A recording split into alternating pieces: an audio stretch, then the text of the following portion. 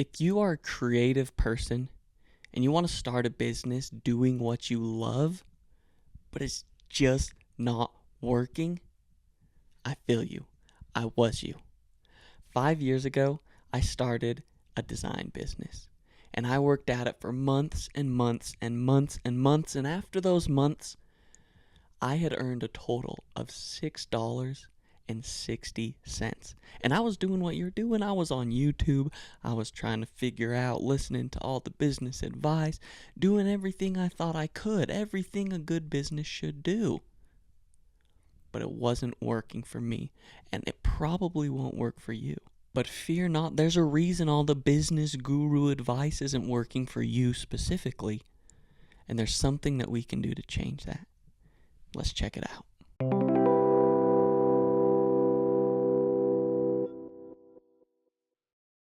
So just to set the stage, 5 years ago, I was trying to start a business, looking through YouTube, getting all this, reading books, doing that, trying to figure out how to make a business work for me, a creative person, and nothing at all was working.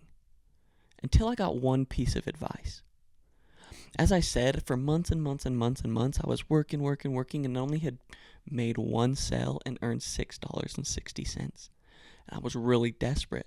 So I reached out to creative people who had seemed to me like they were doing what I wanted to do. And one of them got back to me. He hit me with a piece of advice, and it changed everything. I'm going to hit you with that advice right in this video.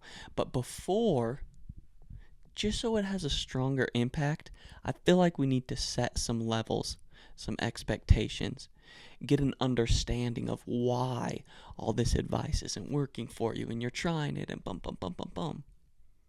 And once you understand that, then when I finally hit you with, okay, do this, this is what will change. Hopefully it has a better impact. So let's get into it. I'm going to start off with a few assumptions about you. You are passionate about your craft. You love making the thing, whatever that thing is. For me, it was graphic design. I loved doing graphic design. But I didn't love doing it for other people, and I didn't love what other people were paying me to do it for them. So I thought in order to create some financial and creative independence, the only way would be to start my own business. I'm assuming you're in a similar boat. You love what you do, but feel at your job, creatively or financially stifled. So just starting with that, I still do believe the best way to creative and financial freedom is to start your own business. But you shouldn't start a business the way most businesses are started, and you shouldn't run your business the way most businesses are ran. You see, most business gurus, business type people on YouTube, people giving advice, people writing books about business, love business. That's their big thing. They go to bed at night and wake up in the morning thinking about supply chain, inventory management, marketing, team building, like all of that stuff that to me as a creative person and to you as a creative person sounds like an absolute nightmare, a headache, a hassle, something that I never want to deal with. Remember, me and you, we started the creative business or want to start the creative business to do the creative thing. But if we're looking at business gurus and this and that and optimization and SEO and conversion rate and funnels no, we will never be happy running that business. So why are we trying to learn to run that business? It doesn't make sense. I, like you, tried to run that race, was not happy running that race, and was not successful running that race, and still believe I never will be happy or successful being a businessy business. What I'm all about is the minimal business. Now, I spend 90% of my time making the thing, and all of the business accoutrement, the sales funnels, the supply chain, the bum. Forget it. I don't worry about it. Maybe 5% of my time is spent on little bits of it. While I just told you, don't listen to business advice from business people unless you want a businessy business, I'm going to take a step back and I'm going to give you some advice. And I consider myself a successful business person, not because I have the business with the accoutrement, but because I have a business where 90% of my time is spent doing the thing. I create and sell typefaces, fonts, and I absolutely love creating fonts, and 90% of my day is spent creating fonts. And then I make enough to make a living. I'm happy. $100,000 and I'm set. I ain't worried about 3, 4, 5, 6, 7 million, because what the heck am I going to do with that? The exact same thing I'm doing today. Spend 90% of my working time making fonts.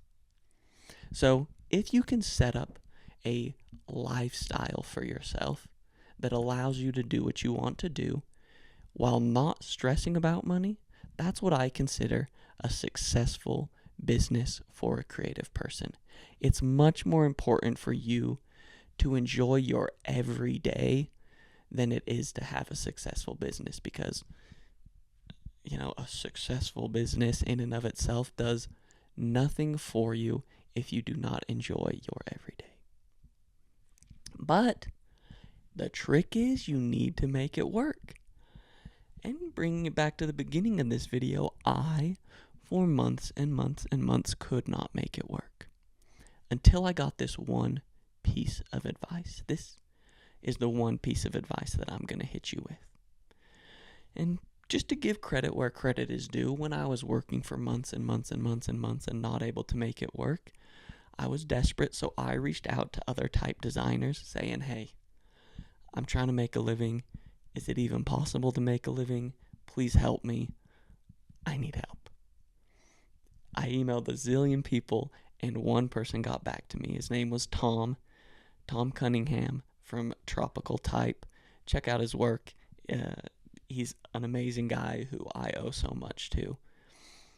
So when I reached out to him, he saw my work.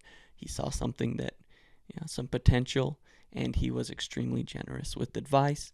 He hopped on a call with me, went over what I was doing, and hit me with this advice. Looking over my stuff, and he goes, yeah, your stuff's high quality. Tom's Australian, and that's as good as it's going to get from me. So he says, yeah, your stuff is high quality. And that's very important. You need high quality. But he also said, in so many words, your stuff needs to be desirable, and your stuff needs to be unique. And at that moment, with that revelation of creating something that's high quality, desirable, and unique, I feel like the scales were shed from my eyes. The fog was lifted, and I understood why things weren't working for me. And I understood what I needed to do moving forward.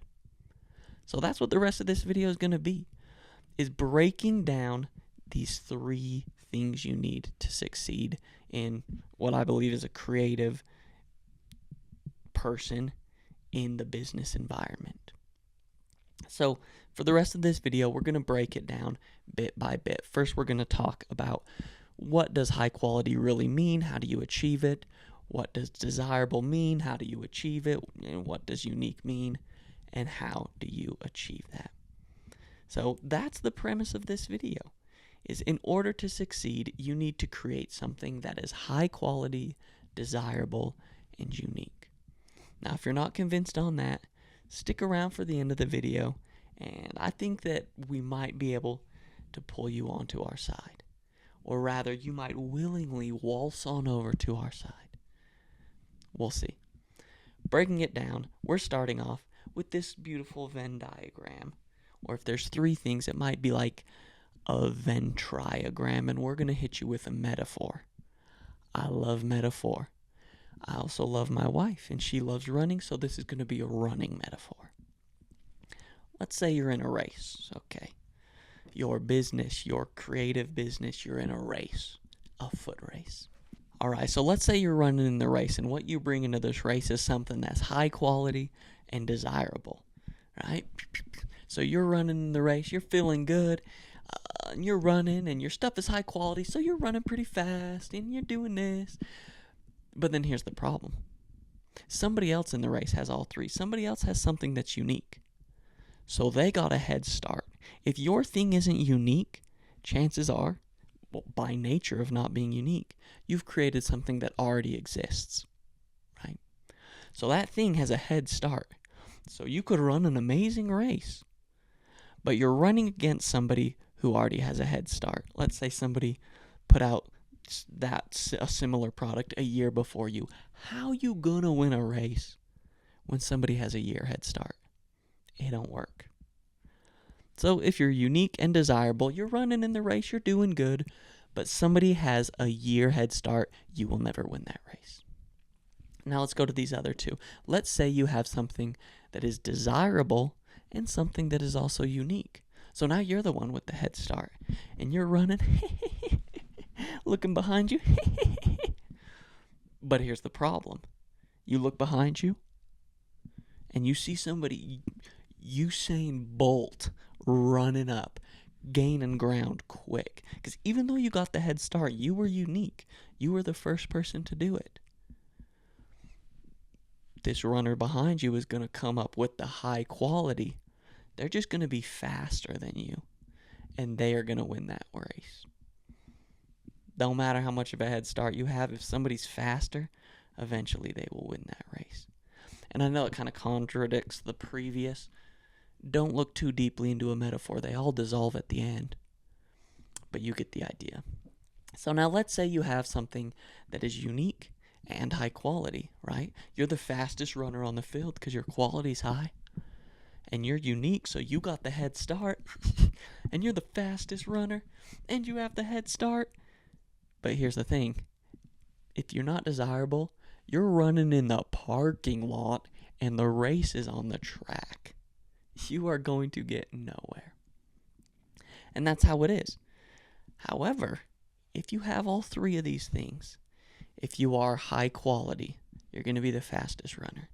If you are desirable, you're running in the right race.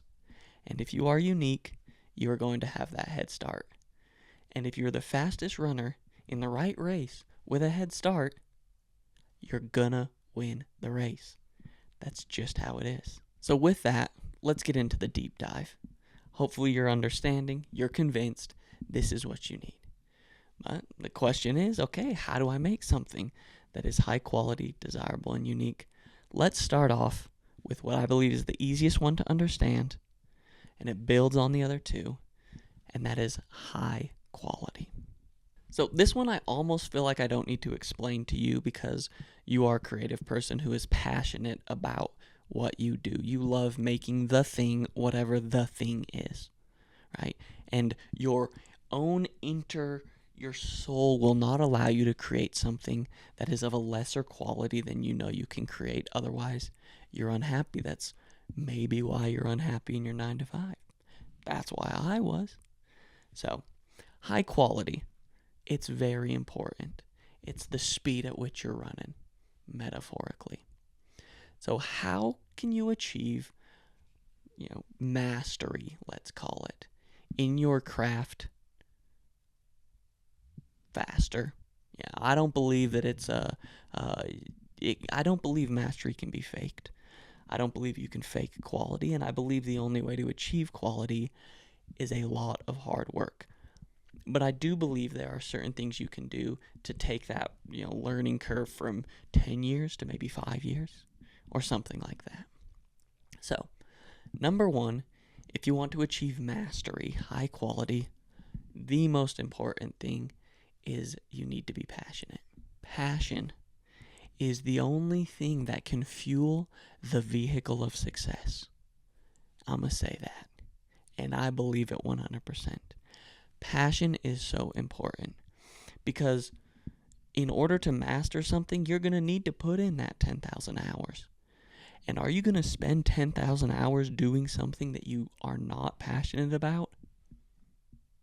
No, if you want to be happy.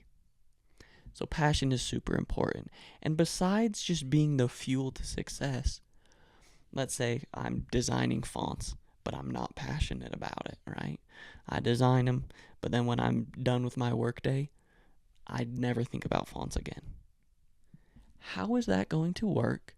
Why do I think I will achieve something of a higher quality than somebody who is absolutely obsessed with designing fonts?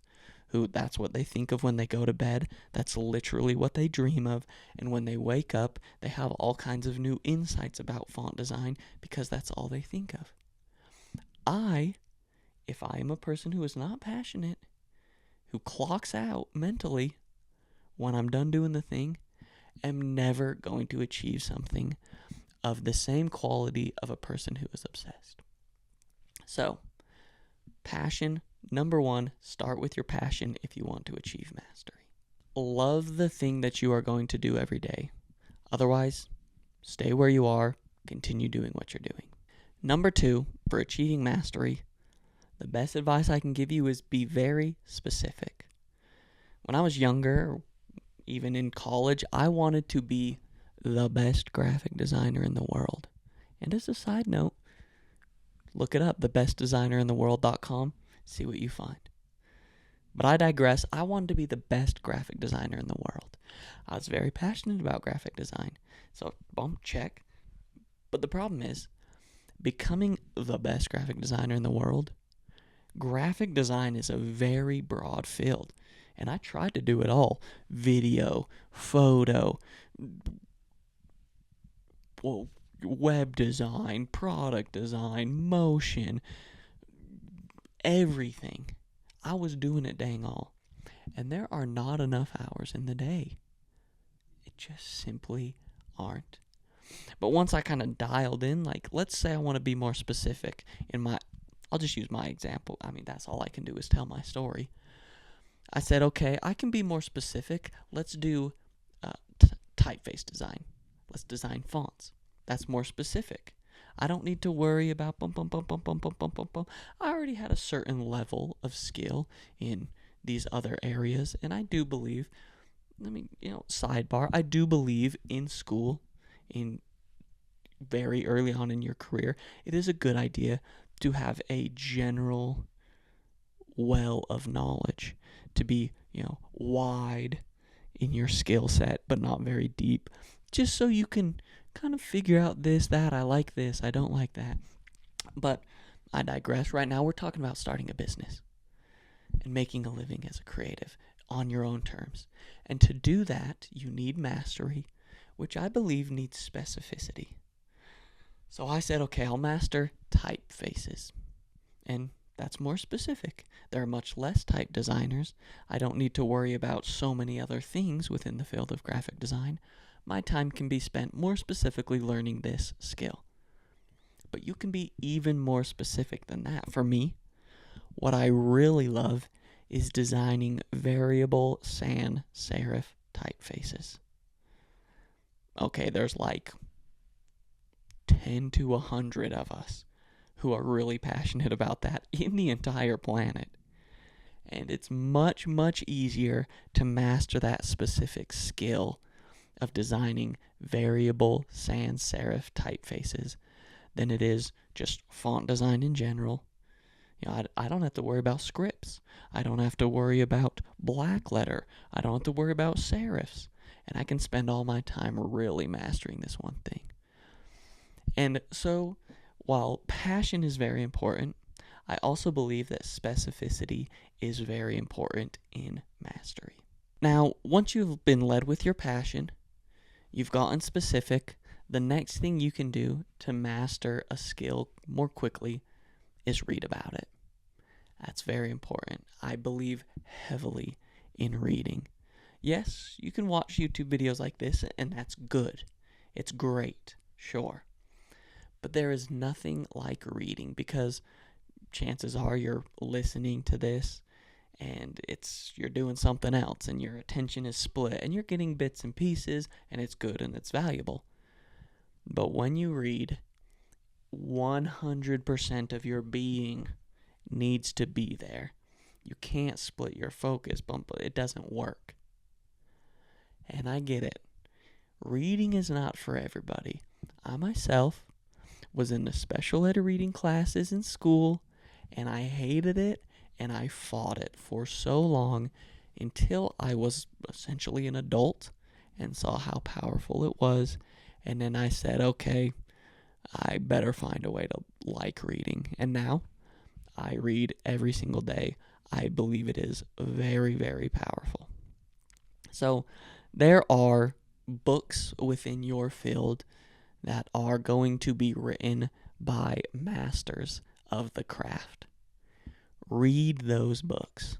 I believe reading, like nothing else, gives you space for personal insight. It just creates an environment to fill up your mind with not only the words on the page, but with inspiration from wherever you believe inspiration comes from.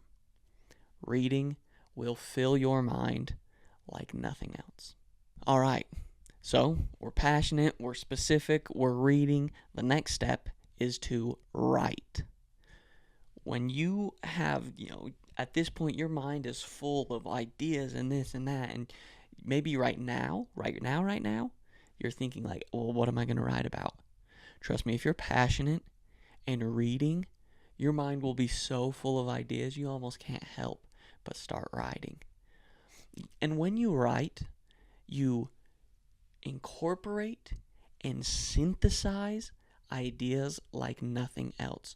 Things become concrete in your knowledge. When you need to then put your knowledge into the world, it just makes things just cemented in you, so you won't forget them. You understand them on a deeper level. That, in part, is why I do this YouTube channel. Yes, I want to help people, obviously, but I also want myself to become more concrete in my knowledge of this kind of design, business type of environment that I'm in. So I write YouTube scripts, and as I write, the things that I kind of have as kind of not quite concrete, kind of fuzzy ideas in my mind, those things become more concrete. They become more applicable. So, writing, also very important. You want to be passionate. You want to be specific. You want to read to fill up your mind with knowledge. And then you want to write to solidify and synthesize that knowledge in a more applicable way. And finally, and maybe not finally, you should be doing this the whole time, is you just need to do the work. I believe in the 10,000 hours. You just need to make and make and make and make and make and make. And if you're doing all those other things and making and making and making, I do believe you will achieve mastery much faster than if you were just doing the thing. And when you think like, yeah, how long is this going to take? Good rule of thumb is the 10,000 hours. I have been designing typefaces for 5, 6, however long now, and I really didn't feel like I was like, yeah, I have some mastery in this craft. My work can stand on the same stage as people that I consider masters of the craft. I didn't really have that feeling until I was about 4 years into it and had definitely put in my 10,000 hours. Now, I'm not saying that you should wait until you have mastered your craft, until you have the 10,000 hours to put out your work. Quite the opposite. What I did when I started was every 2 weeks I was putting out a new typeface. And if you ask most type designers, like, you can't do a typeface in 2 weeks. And most designers can't do a typeface in 2 weeks. And there's a reason. Most designers didn't force themselves to do a typeface in 2 weeks. And that's what I did for a couple years. Every 2 weeks, I would make it, put it out, make it, put it out. And I put in the work. And because it was public facing, and because I am the way I am and you are the way you are, it needed to be of the highest quality I could possibly achieve within that timeline. Nowadays, I can design a typeface a lot faster than 2 weeks, but I also am designing more robust typefaces that now take me months. But if I would have started with that, they would have taken me, honestly, years. So work, make, fast, and publish what you make. It might not be of a mastery quality at first, but there's no way to achieve mastery faster than making and publishing and making and publishing. So if you want to be a master of something, start now and you'll be a master in 5 years. If you don't start now, and in 5 years you're going to be like, dang, remember when Harbor said, I really wish I would have started 5 years ago. All right, so that is the first circle of our Venn triagram. High quality. Very important. Very important. Can't be faked. Takes time. Moving on to the next, your product needs to be desirable. Now, part of being desirable is high quality. People just want things that are high quality. So you see how that builds? If you skip quality, it's very hard to achieve desirability because high quality is a very large part of desirability. But there's also more that goes into it. Beyond quality, people desire specific things. And one thing that people do not desire, that most people, craftspeople, creative people, don't understand when they start a business, is people do not desire products. Let me say that again. People do not desire products. Okay. And you'd be like, well, people buy products, Harbor. They desire products. You are very wrong. Let me hit you with this story to change your mind. The story takes place 2 years ago. I was driving down the street and I saw a lemonade stand. And I said, these little kids selling lemonade, very cute. But I had a cup of lemonade just before I left the house. So I said, I don't want this lemonade. I'm not going to buy this lemonade. And I drove on past. And I kept driving. And I drove into the middle of the desert. And then my car ran out of gas. And I said, dang, I'm in the middle of the desert. And then I started walking back home. And I was walking for days. And then I was crawling because I was too weak to walk. And I was crawling and my head was down. And I was going to die. I was going to die of thirst. And you know where this story's going. As I was crawling, I bumped my head on something. And I said, ah. And I looked up. And it was a lemonade stand. And there was that same kid selling that exact same cup of lemonade. And he said, do you want this lemonade? I said, yeah, how much is it? And he said, $10,000. And I said, put it on the credit card. I don't want to die. And I bought the lemonade for $10,000. The same exact lemonade that I passed in the neighborhood that I could have bought for $1 when they were selling the lemonade. But you see, I didn't want it. And it illustrates a point that it was the exact same product, the exact same cup of lemonade. But I didn't want it then because I wasn't thirsty. And if I drank it after I just had a cup of lemonade when I left the house, I just would have been a little sugared out. And I didn't want to be a little sugared out, so I wasn't going to pay for lemonade. However, when I was in the desert, dying of thirst, I was going to pay whatever it took to get the lemonade because I didn't want to die. So let me tell you this. People do not buy products. They buy results. Very, very important thing to understand.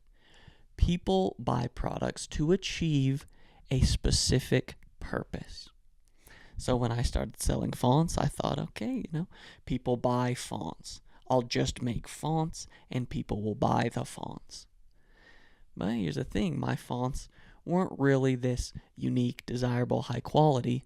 So people who wanted to achieve the purpose of creating a brand that communicates in a clear, unique way that stands out from the crowd, they weren't buying my fonts because my fonts weren't unique. They didn't stand out from the crowd. And they weren't desirable because they didn't communicate clearly. They didn't have a specific vibe, whatever it was.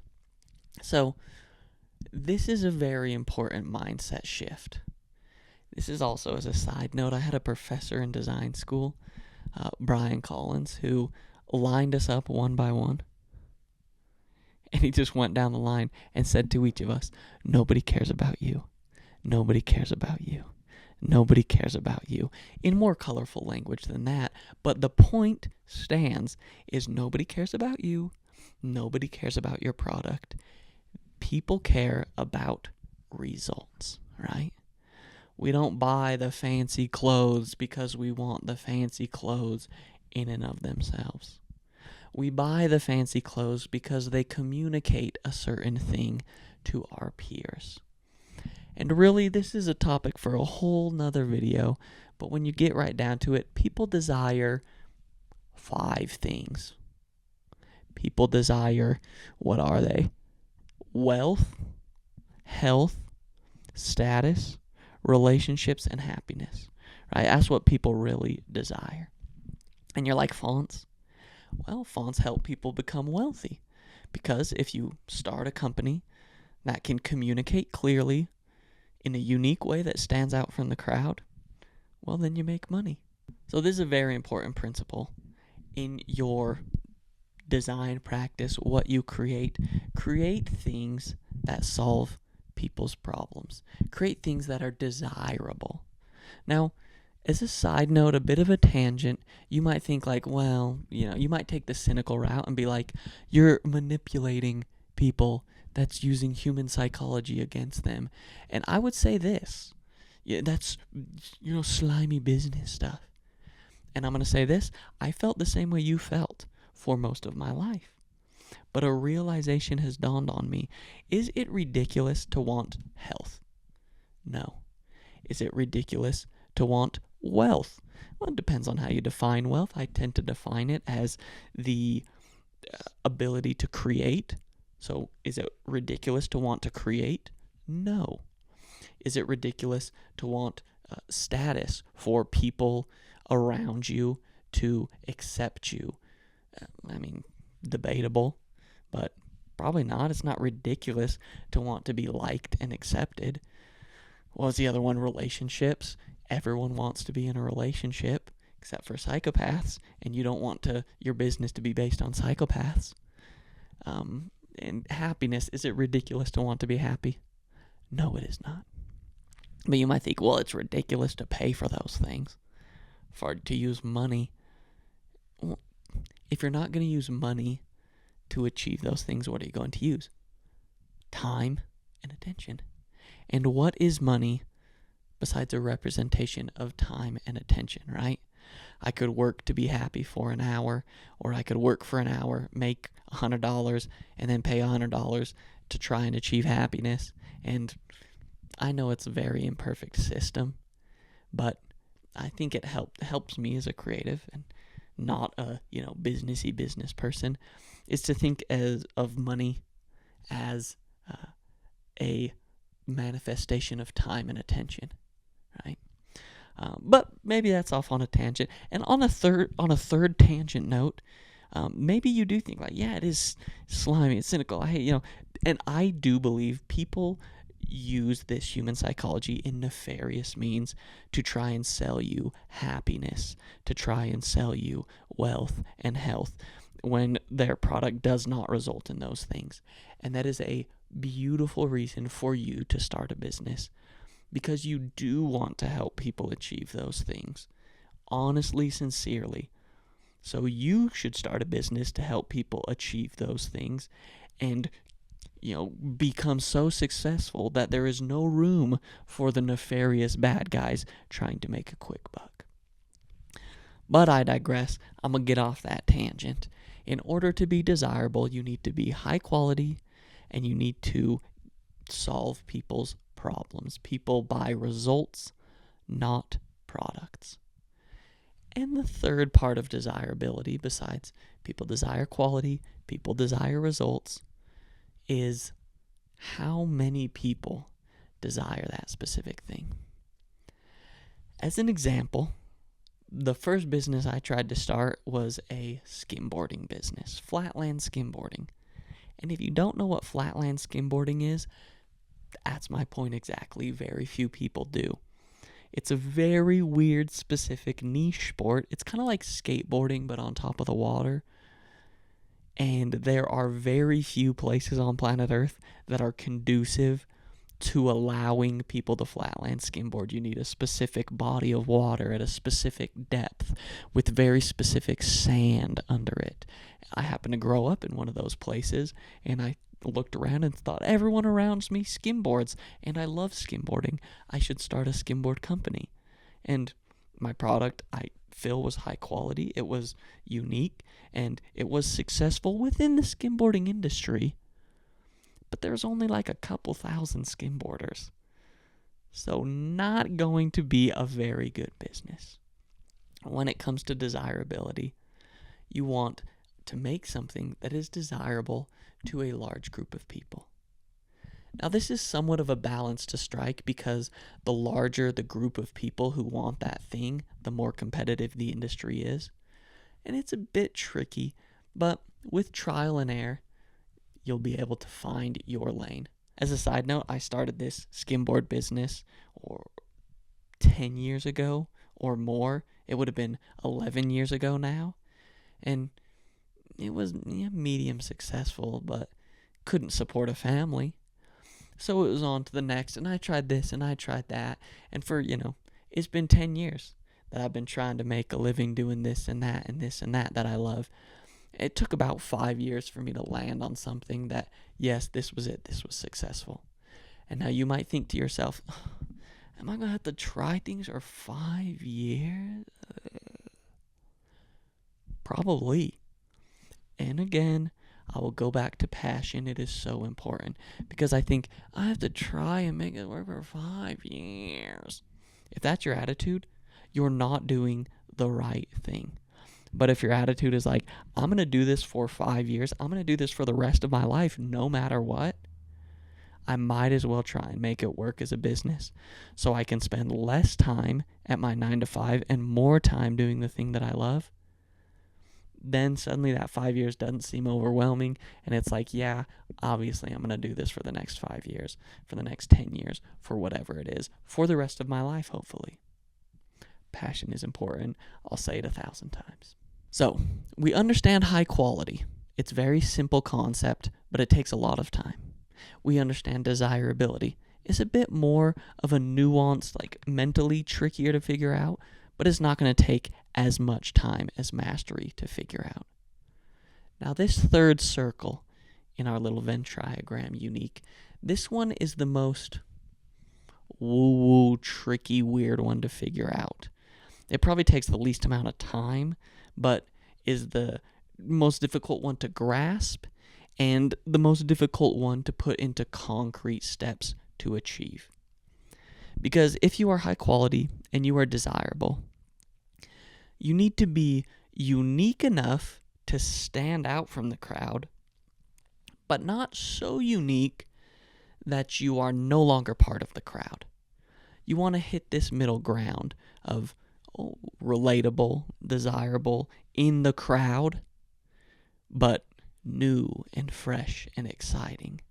So you need to speak to the same crowd, but use new words, if that makes sense. Now, how to actually achieve this? I don't believe I have super concrete answers, but it's kind of like things, it's almost cyclical in this that, I say you need to achieve high quality. How do you do that? Make and publish. And it's essentially the same with unique. It's going to be trial and error. If you have an idea that you think, it's as high quality as you can possibly make it, I believe it will be desirable, and I believe it will be unique enough to stand out, but not so unique enough to be out in the parking lot, Do that thing and see if it works. And if it doesn't, try something else. And if it does, congratulations, you hit it. Unique, desirable, high quality. And that's, when I started, as I said, I was every 2 weeks, making something that I believed was high quality, desirable, and unique. And trying to hit that mark and hit that mark and hit that mark. Now, I do have 2 pieces of advice on this. The first one is kind of more like a little bit more ethereal. And the second piece of advice is a bit more applicable. So starting off with the more ethereal one is this. It always goes back to this. Follow your passions. I believe that your passions are a gift given to you to help lead you down the road that will be most beneficial to you in your life. Now, I try to explain that in very accepting terms. Full disclosure, I'm a Christian, and I believe that, in God and Jesus Christ and all of that. And I believe that passion is a gift given to them to help lead you down the path that leads to, perfection, that leads to eternal creation. That's how I see things.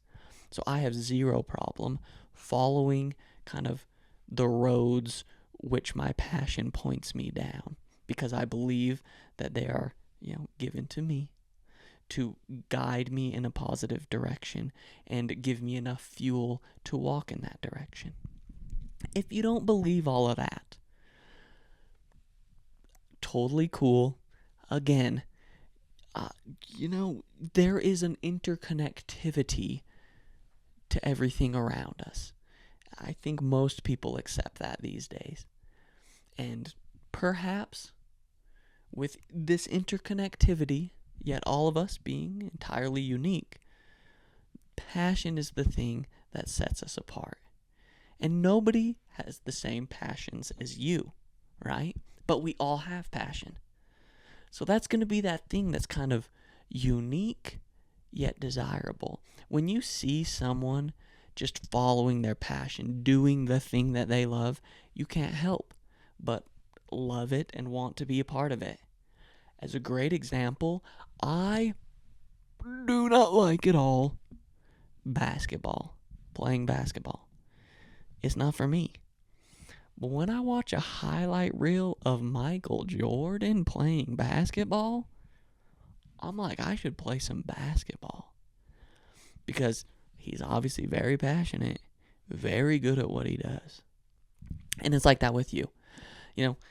Me, as an example, I love graphic design. I love designing typefaces. I love spending time with my family. I love being a little funny. I love all these different things. And if I incorporate those into the things I create, a lot of my typefaces have a sense of humor to them. A lot of them revolve around food, kind of in the thumbnails. And it's because that's just what I am. It's what I like. It's what I do. And it resonates with other people.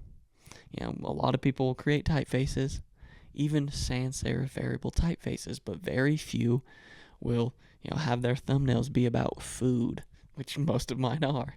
And very few will have a sense of humor that I try and have.